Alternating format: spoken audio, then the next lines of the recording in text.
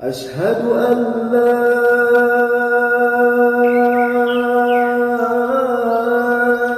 إله إلا الله. Alhamdulillah, wassalatu wassalamu ala rasulillah Sayyidina Muhammadin ibni Abdillah wa ala alihi wa sahbihi wa man tabi'ahu wa mawalah. Asyhadu an la ilaha illallah wahdahu la syarikalah wa asyhadu anna sayyidina Muhammadan abduhu wa rasuluh allazina wa rasulah wa'ada. Allahumma salli ala sayyidina Muhammadin nabiyil ummi wa ala alihi wa barik wa sallim. Wallahu ta'ala fil kitabil karim. A'udzu billahi minas syaitonir rajim. Ya ayyuhalladzina amanu taqullaha haqqa tuqatih wa la tamutunna illa wa antum muslimun. Wa qala ta'ala fi ayatil ukhra, ya ayyuhalladzina amanu taqullaha wa qulu qawlan sadida yuslih lakum a'malakum wa yaghfir lakum dzunubakum wa may yuti'illaha wa rasulahu faqad faza fawzan 'azima. Amma ba'd, fa inna asdaqal hadithi kitabullah wa khairul hadi Muhammadin sallallahu alaihi wasallam wa sarrul umuri muhdatsatuha wa kullu muhdatsatin bid'ah wa kullu bid'atin dhalalah wa kullu dhalalatin finnar. Allahumma sholli ala sayyidina Muhammad wa ala alihi wa sahbihi alaihim ajma'in. Hadirin jamaah Jumat yang dimuliakan oleh Allah Subhanahu wa taala, khotib berwasiat kepada diri khotib pribadi, terkhusus kepada jamaah Jumat yang hadir pada siang hari yang berbahagia ini. Berinilah kita senantiasa meningkatkan ketakwaan kepada Allah Subhanahu wa taala. Karena sebaik-baik bekal menghadap Allah adalah bekal takwa yang menghadapnya. Selanjutnya berselawat kita kepada Nabi kita Muhammad Rasulullah sallallahu alaihi wasallam dengan ucapan Allahumma sholli ala sayyidina Muhammad wa ala alihi sayyidina Muhammad. Hanya kita ucapkan seperti itu, ucapan yang sangat mulia, maka kita dekatlah kepada beliau. Maka dalam salah satu beliau mengatakan, siapa yang ingin dekat denganku maka senantiasalah bersolawat kepadaku. Man shalla alayya salatan, siapa yang bersolawat kepadaku satu kali, sallallahu bi asra, Allah balas 10 kebaikan, wa hutan anhu asyara sayiat, Allah tutupi 10 kesalahan, wa rufi'an lahu asara darajat, Allah naikkan 10 tingkatan derajat kemuliaan. Maka senantiasa kita bersalawat kepadanya. Kita harapkan kita berkumpul dengannya, bertatap muka dengannya, dan tak lain tak bukan mendapatkan syafaatnya di hari yaumil akhir kelak. Amin amin ya rabbal alamin. Hadirin jamaah Jumat yang dimuliakan oleh Allah Subhanahu wa taala, banyak hari ini saudara-saudara kita, tetangga kita, kerabat kita yang diberikan oleh Allah Subhanahu wa taala nikmat di dalam dirinya, nikmat sehat, kesempatan, keringanan langkah, tapi ada satu nikmat dicabut Allah di dalam dirinya, yaitu nikmat istiqomah, sehingga ia tak mampu untuk melangkahkan kakinya ke masjid yang kita cintai ini, karena dia dengar selantunan azan itu, hayya 'alas shalah, mari salat. Tapi alangkah teramat disayangkan, Allah telah mengunci hatinya. Maka sesungguhnya inilah ajab di atas daripada ajab. Ajab pula bukan dengan kemiskinan, bukan pula dengan kekayaan, bukan dengan sakit, bukan apa lain tak bukan hal itu adalah ajab yang diceritakan Allah di dalam Al-Quran adalah khatamallahu ala qulubihim wa ala sam'ihim wa ala absarihim hisawah. Maka itulah sesungguhnya ajab yang diceritakan Allah di dalam Al-Quran. Ketika hati terkunci, telinga tersumbat, mata tertutup, tidak lagi mendengar apa itu seruan-seruan yang diperintahkan Allah, tidak ia dengar, maka terkuncilah segalanya. Itulah ajab di atas ajab. Maka hari ini kita sangat-sangat bersyukur. Hari ini diganjar dengan apapun harta benda kita yang amat sangat banyak, kita tebus dengan istiqomah tersebut. Tidak dapat kita menebusnya karena itu adalah suatu mukjizat yang ditanamkan Allah di dalam diri kita, sehingga kita dapat meringankan langkah kita berkumpul di masjid yang kita cintai ini sebagaimana mestinya kita laksanakan sepekan sekalinya. Hari ini adalah hari Jumat, tasahabat bihil barakah, maka ini adalah hari yang paling barakah, maka induk dari segala hari di antara 7 hari yang diciptakan oleh Allah Subhanahu wa taala. Hadirin jamaah Jumat yang dimuliakan oleh Allah Subhanahu wa taala. Ketika 99 bulan 10 hari kita dalam kandungan ibunda tercinta kita, maka terlahirlah kita ke dunia yang fana ini, yang amat sangat membingungkan. Maka oleh sebab itu Allah titipkanlah Al-Quran melalui Nabi Muhammad SAW. Maka oleh sebab itu dikatakan di dalam Al-Quran, wa nafsi wa masawwaha, aku beri jiwa dan maha penciptanya, fa alhamaha fujuraha wa taqwaha, maka engkau memilih mana jalan fujur, mana itu jalan takwa.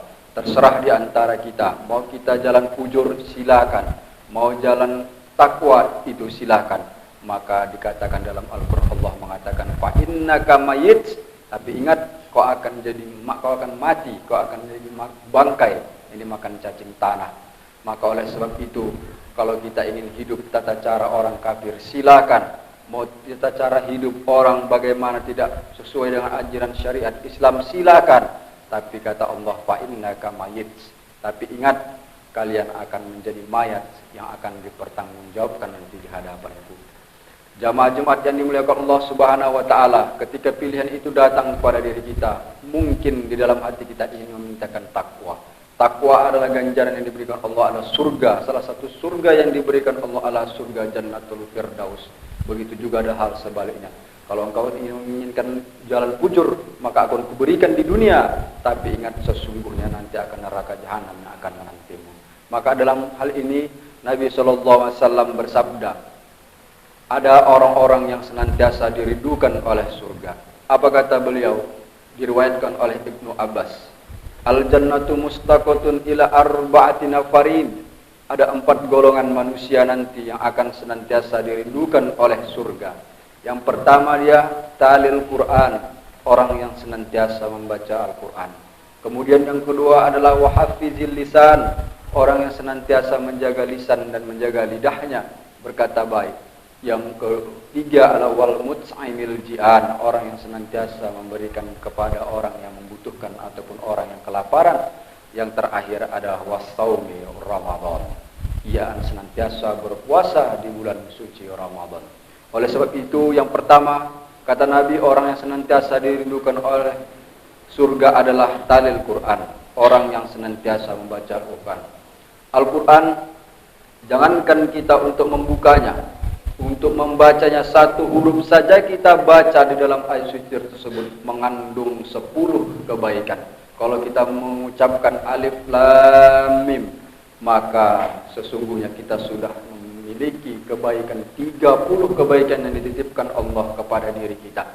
Tapi ada satu makna yang paling besar dari Al-Quran tersebut, adalah yang menyelamatkan kita dari kebodohan, yang menyelamatkan kita dari kebatilan, yang menyelamatkan kita dari kejahilan, tak lain tak bukan Allah berdasarkan ayat suci Al-Quran. Itulah salah satu, itulah meski senantiasa kita terapkan di dalam benak kita, menyelamatkan kita dari tahu kita bagaimana mana itu hak, mana itu batil. Maka sesungguhnya dengan senantiasa membaca Al-Quran, maka sesungguhnya Al-Quran adalah petunjuk bagi umat hidup di dunia ini, manusia. Maka itulah salah satu petunjuk yang patut senantiasa kita tuju, kita ikuti. Kalau hidup kita di dunia, maka meski Al-Quranlah pedoman dan pedoman kita nanti kelak di akhirat. Bagaimana kalau kita di lautan, maka kita akan menggunakan kompas. Begitu pula bagaimana kita di daratan ingin menuju suatu tempat yang meski kita ingin kita tuju, tak lain tak bukan adalah menuju suatu, mau melakukan Google Maps kalau di zaman saat sekarang ini. Maka ketika kita menuju akhirat nanti yang dijanjikan oleh Allah Subhanahu wa taala sejahtera, tak lain tak bukan adalah petunjuknya adalah Al-Qur'an. Hadirin jamaah Jumat yang dimuliakan Allah Subhanahu wa taala. Kemudian yang kedua adalah wahafizil lisan, orang yang senantiasa menjaga lisannya. Ada suatu kisah diriwayatkan. Ini disebutkan, yaitu ada suatu kisah bahwasanya Luqmanul Hakim dipanggil oleh tuannya. Wahai Luqmanul Hakim, baik tuan, coba engkau berikan kepadaku, kau potong seekor kambing, kau berikan kepadaku mana yang terbaik dari kambing tersebut. Lalu Luqmanul Hakim pun melaksanakan. Ia berikan yang terbaik kepada tuannya adalah lidahnya. Kemudian tuannya menyuruh kembali, wahai Luqmanul Hakim, saya tuan, coba engkau sembelih lagi seekor domba tersebut. Coba engkau berikan kepada aku mana yang terbaik dari domba tersebut. Maka Luqmanul Hakim pun memberikan kembali adalah lidahnya. Wahai Luqmanul Hakim, aku perintahkan engkau menyembelih 2 ekor kambing. Mengapa engkau tetap memberikan lidahnya? Tuan, bahwanya sesungguhnya manusia itu dilihat bahwasannya bagaimana ia ucapannya, perkataannya, maka itu adalah standar ukuran manusia tersebut. Kalau hatinya baik, maka baiklah perkataannya. Kalau hatinya busuk, maka sesungguhnya baik busuklah segala macam perbuatannya. Ini adalah salah satu contoh, dan ini adalah salah satu perkataan yang baik yang dirindukan oleh surga. Karena memang dasarnya bagaimana kita melihat seseorang tersebut, kategorinya kalau di hati itu hanya Allah dan dialah yang tahu. Tapi ketika ucapan itu menyakiti perasaan orang lain, salah satu poin bagi kita itulah yang ada di dalam hatinya. Kemudian selanjutnya tak lain tak bukan adalah wahafizil lisan, orang senantiasa. Yang selanjutnya adalah wal mut'imil ji'an, yaitu orang yang senantiasa memberikan kepada orang yang membutuhkan maupun orang yang kelaparan. Maka kita di dalam hadis disebutkan, la yu'minu ahadukum, kamu tidak dikatakan beriman hatta yuhibba li akhi, sayang kepada saudara, ma yuhibbu li nafsi, seperti kau sayang kepada saudara. Ketika kita memberikan apa yang lebih dari diri kita, kita berikan kepada orang yang membutuhkan, maka ini adalah salah satu yang paling dirindukan oleh surga ketika kita berikan dengan ikhlas niat kita. Karena inilah yang akan bekal kita menghadap Allah Subhanahu wa taala. Ketika tiba itu masanya, ijazah ajaluhum, kalau ajal itu sampai, la yastakhiruna sa'atan, tak dapat ditunda walaupun sesaat, wala yastakdimun, tak dapat pula juga dimajukan walaupun sesaat. Maka apa nanti yang menemani kita ke liang lahat yang sunyi sangat gelap tersebut, yang kita tinggalkan harta, tinggal kemewahan, tinggal anak istri yang kita cintai pun tinggal, maka yarji usnaini, yang 2 itu akan kembali. Maka yang menemani kita wayabqa wahidun, yang menemani kita hanya 1, wa amaluhu, dan amal-amal kita salah satunya yang kita berikan dengan ikhlas niat kita, memberikan kepada orang yang membutuhkan dan orang yang kelaparan, itulah yang menemani kita nanti menghadap Allah Subhanahu wa taala. Selain daripada itu, haba'an mansura, seperti debu yang diletakkan di telapak tangan lalu dihembus angin, maka itu tak bermakna sama sekali. Selanjutnya adalah wasaumi Ramadan, orang yang senantiasa berpuasa di bulan suci Ramadan. Bulan Ramadan akan datang pada 1 tahun sekalinya, maka kita akan berpuasa, melaksanakan puasa. Tapi ada hal yang paling besar di balik itu semua adalah melawan hawa nafsu. Ketika orang sudah tidak bisa melawan hawa nafsunya, maka ia melebihi hina daripada keledai. Maka kita lihat, maka kita sadari kembali, sesungguhnya ketika perang Badar itu terjadi, maka perang terakhir itu pun berakhir. Maka sahabat bertanya kepada Rasulullah, ya Rasulullah, ya, adakah perang yang besar lagi yang akan kita temui di hari yang akan datang? Maka Rasulullah menjawab, ada. Apa itu Rasulullah? Apakah ada lagi perang yang hebat daripada perang Badar ini? Ada apa dia? Rasulullah SAW menjawab, yaitu hawa nafsu. Ketika orang sudah tidak mengendalikan hawa nafsunya, tidak menggunakan akalnya, maka ia tak lain tak bukan melebihi hina daripada keledai. Maka itu adalah salah satu menahan hawa nafsu. Itulah orang-orang yang senantiasa dirindukan oleh surga. Hadirin jamaah Jumat yang dimuliakan oleh Allah Subhanahu wa taala. Khotib menyampaikan perkataan ini bukanlah khotib senantiasa melaksanakannya. Maka dalam rangka watawasau bil haqq watawasau bis sabr, saling ingat mengingatkan dalam kebaikan, saling ingat mengingatkan tentang kebenaran. Maka oleh sebab itu boleh jadi yang mendengarkan lebih mengamalkan daripada khotib yang membicarakan. Maka siapa di antara kita yang paling mulia di hadapan Allah, dialah orang-orang yang bertakwa.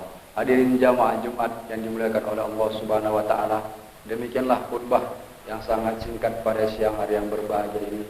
Semoga bermanfaat kepada diri khusus terkhotib pribadi, selanjutnya kepada jamaah Jumat yang hadir pada siang hari yang berbahagia ini. Barakallahu li wa lakum fil Qur'anil azim wa nafa'ani wa iyyakum bima fihi minal ayati wa dzikril hakim wa taqabbala minni wa minkum tilawatahu innahu wal ghafurur rahim. Alhamdulillah wassalatu wassalamu ala Rasulillah Sayyidina Muhammad ibni Abdillah wa ala alihi wa sahbihi wa man da'i da'watihi wastanna bi sunnatihi ilaika rabbi wa ba'du. Allahumma sholli ala sayyidina Muhammadin nabiyil ummi wa ala alihi wa barik wa sallim. Qala Allah ta'ala fil kitabil karim, a'udzu billahi minasy syaithanir rajim wal 'asr. Innal insana lafi khusr illa alladziina amanu wa 'amilus sholihat wa tawassaw bil haqq wa tawassaw bis sabr. Wa qala ta'ala fi ayatil ukhra, innallaha wa malaikatahu yusholluna 'alan nabiy ya ayyuhalladzina amanu sallu 'alaihi wa sallimu taslima. Allahumma shalli 'ala sayyidina Muhammad wa 'ala ali sayyidina Muhammad kama shallaita 'ala sayyidina Ibrahim wa 'ala ali sayyidina Ibrahim wa barik 'ala sayyidina Muhammad wa 'ala ali sayyidina Muhammad kama barakta 'ala Ibrahim wa 'ala ali Ibrahim fil alamin innaka Hamidum Majid. Allahumma ighfir lil mu'minina wal mu'minat wal muslimina wal muslimat al ahya'i minhum wal amwat bi rahmatika ya arhamar rahimin. Allahumma ansurna mujahidina fi Palestin, Allahumma ansurna mujahidin fi Palestin wa fi Suriah wa fi Riqa wa fil A'rab wa fi kulli makan bi rahmatika ya arhamar rahimin. Allahumma inna nas'aluka ridhaka wal jannah wa na'udzubika min sakhatika wan nar. Rabbana zalamna anfusana wa illam taghfir lana wa tarhamna lanakunanna minal khasirin. Rabbana atina fid dunya hasanah wa fil akhirati hasanatan wa qina adzabannar. Ibadallah, innallaha ya'murukum bil 'adli wal ihsani wa ita'i dzil qurba wa yanha 'anil fahsya'i wal munkari wal baghi ya'idzukum la'allakum tadhakkarun. Fadhkurullaha 'azima yazkurkum was'aluhu min fadli yu'tikum wa la dzikrullahi akbar wallahu ya'lamu ma tasna'un. Aqimis shalah.